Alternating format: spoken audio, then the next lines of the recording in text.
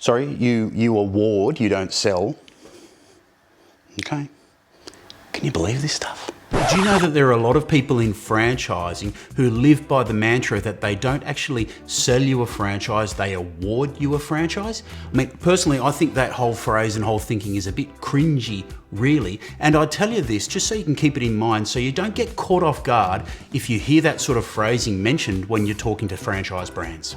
Look, in all honesty, it's a bit of a dance really, as if you're a great candidate for a job or a great candidate for a franchise business. It's a bit of a dance on really who wants who more when it comes to that purchase of a franchise. But how do you navigate through this whole environment to make the best decision for you and or your family at the same time? Well, the biggest mistake you can actually make is not getting advice. It's estimated that 80+% of people investing in the franchises do not get appropriate business, legal, or accounting advice. You get two very important documents that are specific to the franchise you're looking at, and that is a disclosure document and a franchise agreement. All combined, they form about 150 to 250 plus pages for you to read, depending on the brand. Now, you're going to read all that stuff? I doubt it. It's like the size of one of these Jamie Oliver cookbooks. So the best thing for you to do is get your advisor and franchise-specific experienced advisor, and we'll be helping you with some access to some resources and lists on our website for that. This is the time when the true value of a good franchise brand should be really obvious. The COVID environment has really brought to the fore brands that are providing great support and help for their franchise partners and really helping them to get through this really challenging time that we're all facing. If anything, you could describe COVID as a real litmus test for good franchise brands. Now, there is no wrong question to ask a franchise brand to understand more about what you're investing in, but as far as we're concerned right now, we'll be focusing on a COVID era specific type questions, but we'll cover a more broader and general questions in a later video.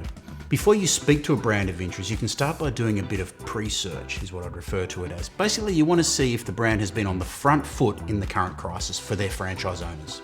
And you can do this by simply checking out their website and social media pages.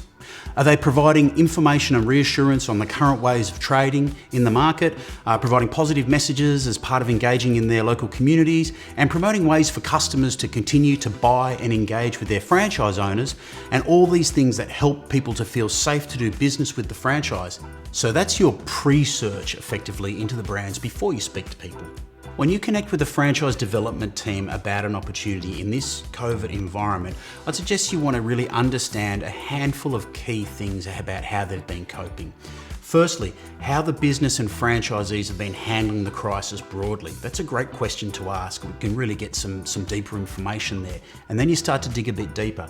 Understanding how they've adapted their business model to trade now and into the future, into the different environment that we're probably going to find ourselves in for the near future. Thirdly, what are the key areas of focus from now and as we emerge into 2021 for the franchise?